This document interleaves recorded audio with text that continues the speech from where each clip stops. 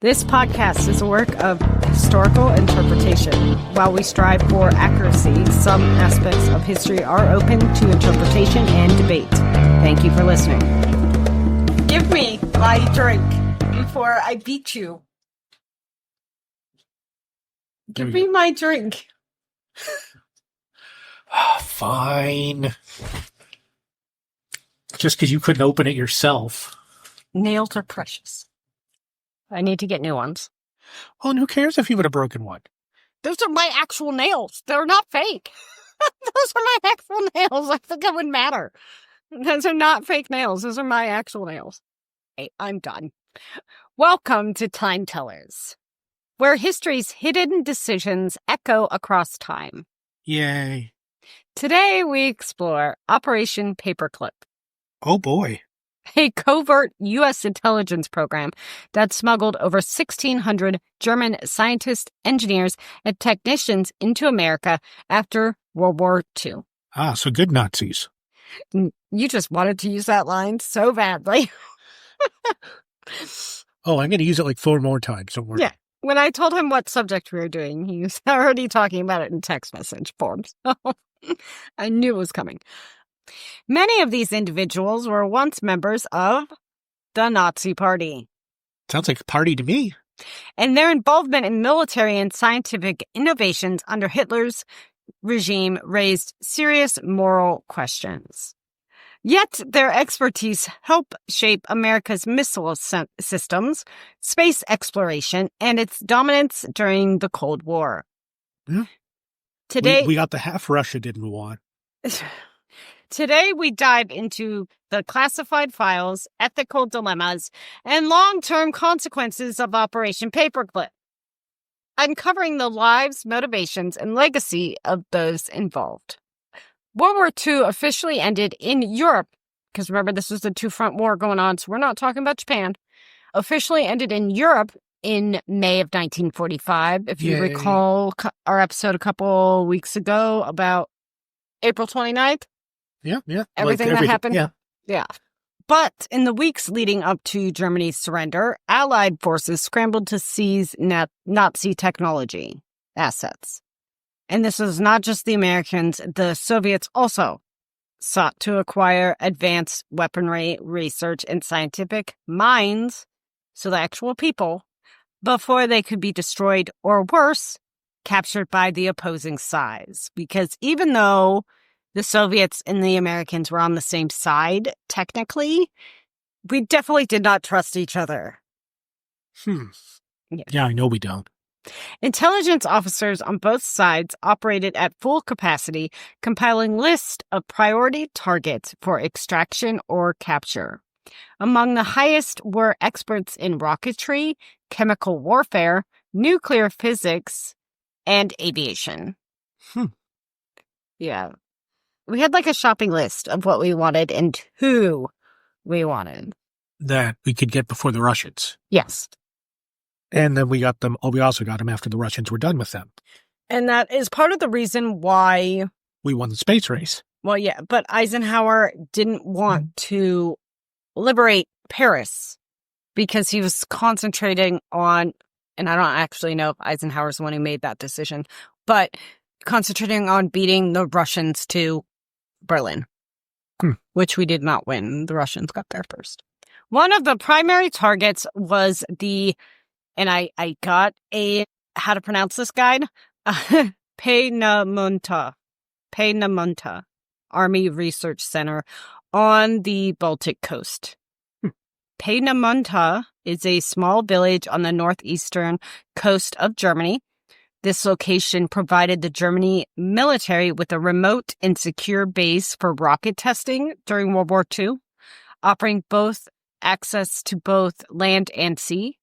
Here, under the direction of Werner von Braun and General Walter Dernberger, the Germans had developed the V-2 rocket, the world's first long-range guided ballistic missile. This is what was used to bombard London and Antwerp. The V-2 represented a terrifying leap in warfare, capable of supersonic speeds and immense destruction. The Peenemünde facility also featured wind tunnels, test stands, and the most advanced propulsion labs of its time. Documents from the U.S. Joint Intelligence Objectives Agency, JIOA for short, showed that Americans were interested in German science beginning as early as 1943. In 1945, a memo warned that Soviet agents were, quote-unquote, aggressively courting German scientists and that the U.S. would lose the technological arms race of the future if it didn't act swiftly. I don't know how they were courting German scientists exactly. I'm not sure. Maybe just the idea of getting them?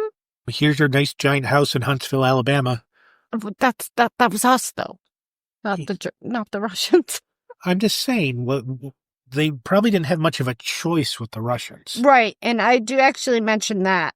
It would be or you're just going to jail. Right. Or you're going to disappear in Siberia. Right. Yeah, in fact, in May of 1945, as Nazi Germany collapsed, Werner von Braun and his team of rocket scientists fled westward and voluntarily surrendered to the U.S. forces near, Australia. Yeah, they went to Australia. That also known as Austria. Goodness.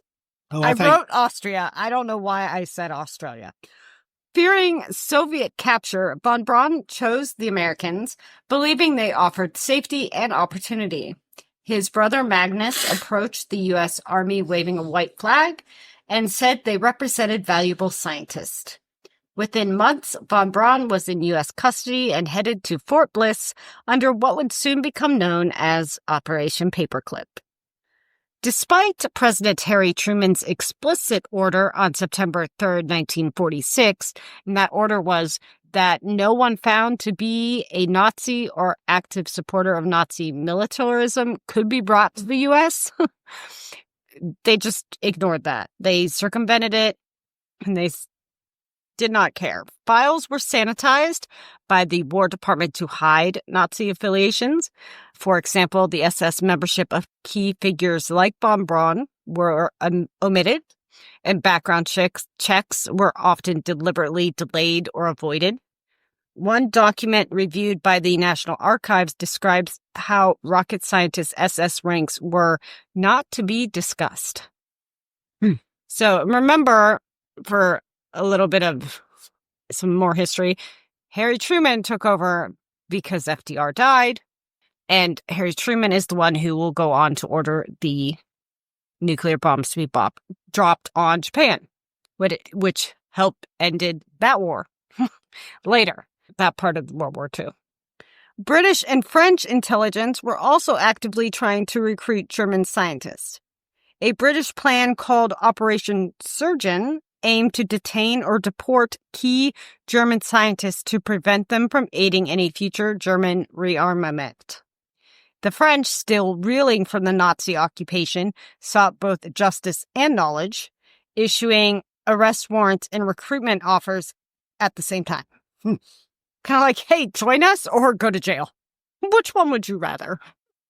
Meanwhile, the Soviets abducted entire research staffs, sometimes relocating entire families by force to facilities deep in Russia. That tracks. And they have the land to do it, too. And they definitely want a revenge as well. Because remember, Hitler double-crossed them earlier in the war. The star recruit for America, of course, was Werner von Braun, the charismatic genius behind the V-2 rocket. He was born in 1912 to a noble Prussian family. Von Braun became enamored with space travel after reading works by Jules Verne and Hermann Oberth.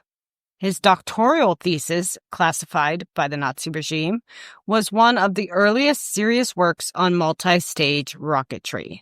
I wonder if they ever found that, declassified or found it in their records, because Nazis were bad, obviously, but they're really, really good at paperwork.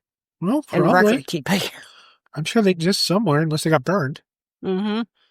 I mean, was it a book or Which paper? A lot of that happened too. It was a doctoral thesis. I know. I was making a joke. Oh, okay.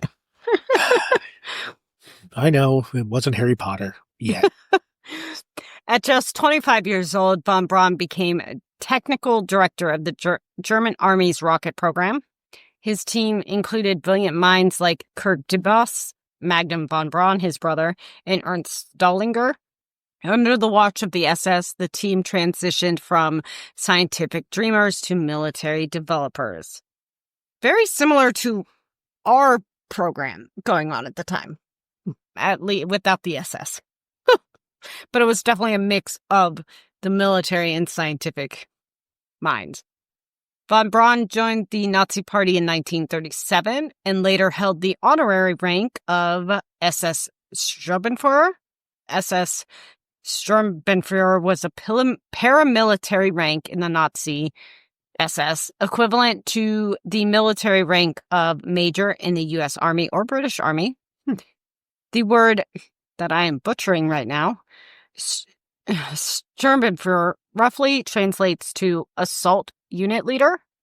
He would later claim that these affiliations were made under pressure, stating during a 1947 debriefing, quote, "I was told that refusal would harm my career," unquote.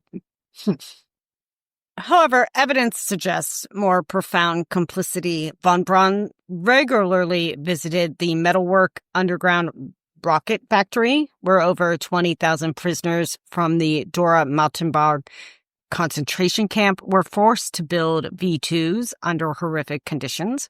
The death toll from starvations, beatings, and executions exceeded 10,000. Werner von Braun was never formally investigated by the U.S. authority for his Nazi affiliations or his role at the metalwork factory because he was considered too valuable to the American space and defense programs during the Cold War. Survivors, however, describe grueling conditions, some of those being 12-hour work shifts with no ventilation, tools used as weapons by guards, and regular public hangings as punishment. In a 1945 British interrogation, von Braun claimed, quote, "I saw the atrocities, but I was powerless to change anything," unquote. Yet survivor testimonies tell a different story.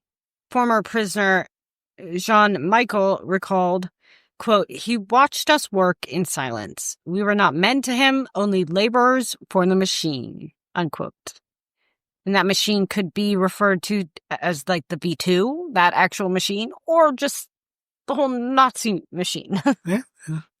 Not sure which one he meant specifically. Depended on the day. Yes, and that was actually from a PBS American Experience documentary. Arthur Randolph, another central figure, served as operations director of metalwork. He personally oversaw production lines and was later documented by investigators for having knowledge of the forced labor conditions. Rudolph would later become director of NASA's Saturn V program, until he was forced to renounce his U.S. citizenship, because they were also eventually given U.S. citizenship, in 1984 and returned to West Germany. So in 1984, Arthur Rudolph, who was the former operation director of the metalwork rocket factory, was investigated by the U.S. Justice Department's Office of Special Investigations for his role in using forced labor during World War II. Evidence revealed that he had direct managerial oversight of a facility where thousands of prisoners from the Dora-Mauthenburg concentration camp died under brutal conditions. Rather than face public prosecution and possible denaturalization proceedings, Rudolph agreed to a voluntary settlement in which he renounced his U.S. citizenship that had been given to him and quietly returned to West Germany. This marked one of the few instances where a paperclip scientist faced official consequences for their Nazi-era actions. And I might have this later, but Germany also did not prosecute him because they didn't have enough evidence based on their legal determination of what was needed. In the fall of 1945, von Braun and his team of over 100 engineers were secretly relocated to the United States under Operation Paperclip. They were first moved to Fort Bliss, Texas, and White Sands Proving Grounds, New Mexico, where they began testing captured B-2 rockets. At White Sands, American and German scientists stood side by side, launching the remnants of Nazi terror into the skies of the American Southwest. To avoid scandal, by all means, we need to avoid scandal, the U.S. Army labeled these men as, quote, War Department Special Employees, unquote. Many of their Nazi affiliations were omitted from public record. The media was instructed to avoid questions about their past. Internal documents from Army counterintelligence show that security clearances were fast-tracked regardless of prior SS involvement. At least they actually had to go through a process to get it instead of just being handed to them. Maybe, and at least somebody higher up knew, but also the fact that they knew. And I'm not saying all these scientists were high up, but the ones mentioned definitely were. Von Braun would have been at Nuremberg if it wasn't for the fact that we needed him for space race. Like, let's be honest. Or one of the following trials after Nuremberg. Oh, come on. That's the only one people know about or care about. And that's pretty much what happened. Like, the world continued to move on, and eventually, on a whole scale, it wasn't as important because other things were going on. That sounds awful. Like all the ones in Argentina. Yeah. Because, I mean, humans have short-term memories. Yeah. We do. At first, their movements, mail, and interactions were restricted. At Fort Bliss and White Sands, they lived in isolated compounds and were required to check in regularly. Army Counterintelligence Corps, the CIC agents, were assigned to monitor them closely for signs of disloyalty or espionage. Disloyalty. I mean, yeah. Life in Fort Bliss was surreal. German scientists, many of whom had lived under totalitarian, I can never say that word. Totalitarian. Yes, totalitarian. Or some other T word that also fits the description. Totalitarian. No, why am I saying that so badly? Totalitarian surveillance, now enjoyed barbecue, Texas style, and suburban neighborhoods. Their families were provided housing, health care, and private schooling. They were encouraged to assimilate and to speak positively about American life, which probably wasn't that hard for them to do if they were being provided housing, healthcare, and private schooling, and jobs. I mean, as trust in the scientists grew, especially after many became naturalized U.S. citizens, monitoring significantly decreased. By 1950, so only 5 years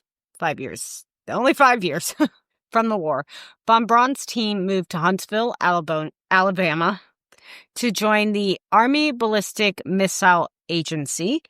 Their work directly led to the development of the Redstone missile, America's first large-scale ballistic missile, which later became the launch vehicle for Explorer 1, the United States' first satellite. And then started being used for the Mercury program. I'm not saying they didn't help us. I'm just saying. Yeah, so at one point, the Redstone arsenal employed over 300 German scientists, making it the most concentrated brain trust of former Axis engineers outside of Europe. In Alabama, United States. By the late 1950s, tensions between the U.S. and Soviet Union reached a boiling point because, in 1957, the Soviets launched Sputnik, shocking Americans and pushing Congress to create NASA, which came from NACA, in 1958. Von Braun's team was absorbed into this new civilian agency, where he was appointed director of the Marshall Space Flight Center in 1960. So he went from part of the SS in 1945 to head of Marshall Space Flight in 1960 for an American agency. Von Braun oversaw the development of the Saturn V rocket, the most powerful launch vehicle in human history. That's the rocket that carried Neil Armstrong, Buzz Aldrin, and Michael Collins to the moon in 1969. This was a direct result of Paperclip's legacy. He literally helped put an American on the moon after trying to kill us. Yeah. I mean, with his rockets in World War II. Maybe not so much us, because I don't think the V-2 can reach America, but, allies. While von Braun was paraded as a Cold War hero, not everyone celebrated his achievements.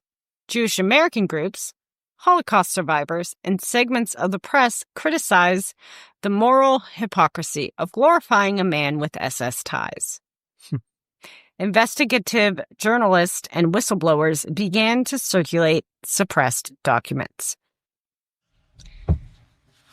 And as I mentioned earlier with Rudolph, Germany was going to get involved in this too. West German, not East.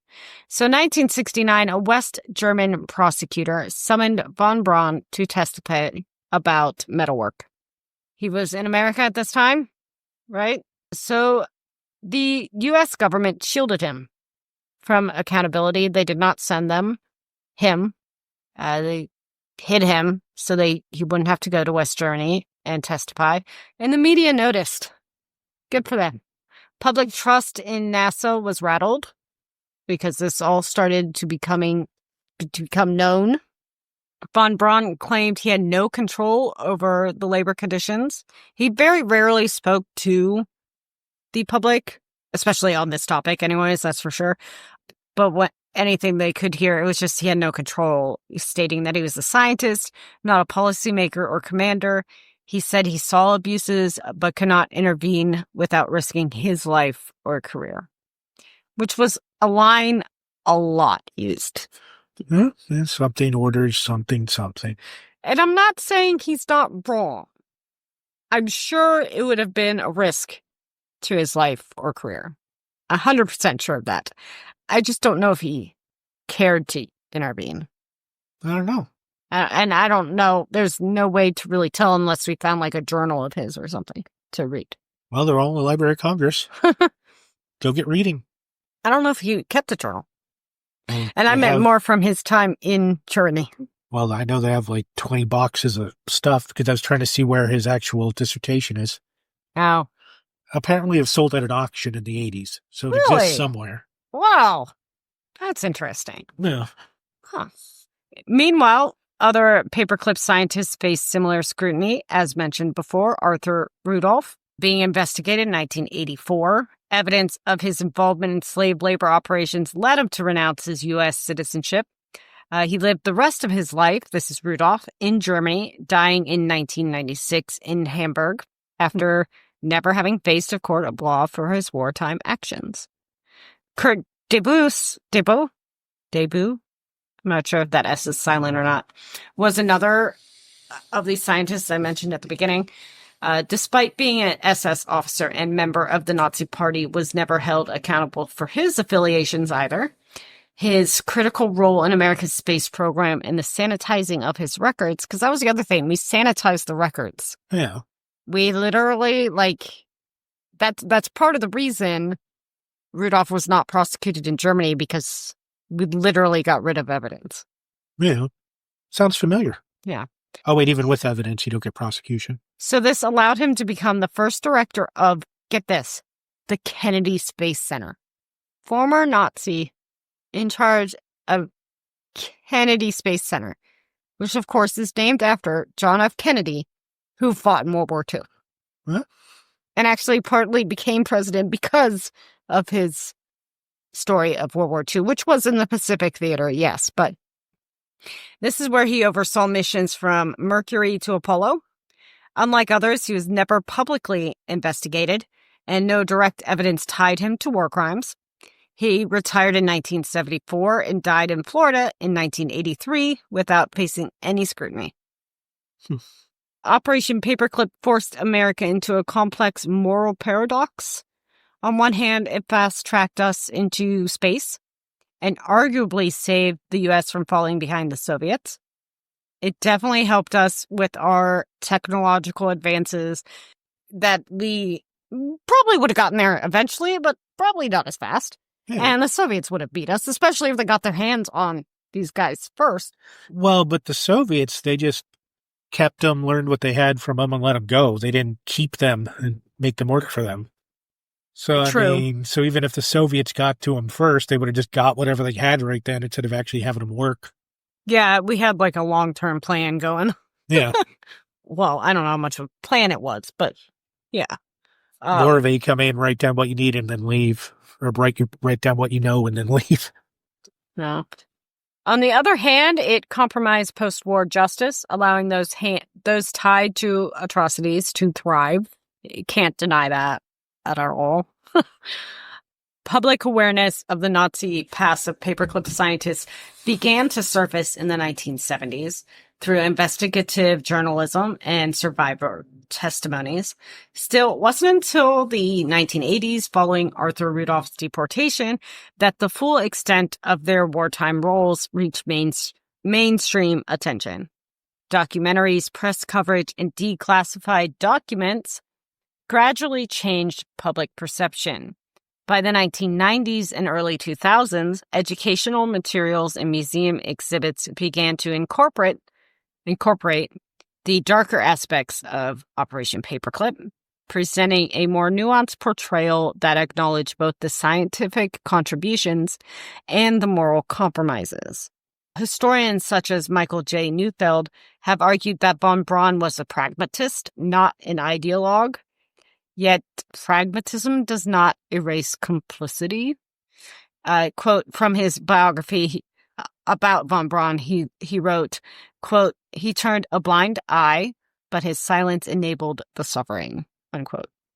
And that was a biography he wrote about von Braun in 2007. So a more recent take on his life. Educational systems once celebrated von Braun in textbooks and museums. Today, many of those exhibits include reference to Dora Mattenberg and the Nazi ideology, as it should. I'm not saying he didn't help us. I'm not saying that we didn't advance greatly due to his knowledge, but like you have to show the whole picture. Yeah. He didn't just drop out of thin air. At the U.S. Space and Rocket Center in Huntsville, recent renovations include a memorial to the concentration camp victims who built the V-2 rocket, which is what our space program rockets are based on. Yeah. And people died building those. The assimilation of these scientists also had socio-political effects. While German scientists received resources and prestige, African-American engineers faced hiring discrimination.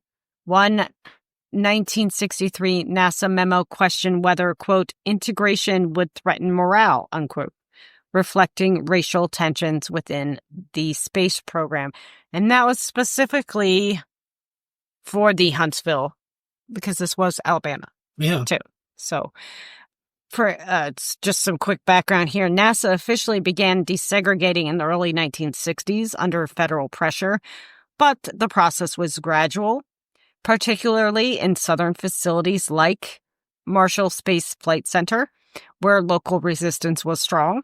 That same memo warned that hiring Black engineers might harm team morale, revealing the deep-seated racism within the agency, especially in that program.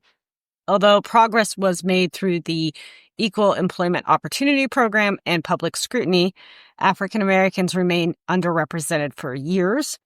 The contributions of Black pioneers such as Katherine Johnson. There might be an episode there. Yep. There might be another episode there. That was back in February or March. I can't remember. She's pointing where you're supposed to click on for that episode. And of course, they were only known about decades later, thanks to a book that was written about him. It's a good book, by the way. You should read it. You already talked about how good it was. I know. Way to go. We have a whole episode about Hidden Figures. Check it out. I can't remember what it is right now. I should have looked it up. I can't remember if we did it during Black History Month in February or Women's History Month in March. I can't remember. But it's from this year, 2025. I know you that. You should know. You wrote it. I know I did. And I sat here Listened and didn't want to speak because you were afraid to.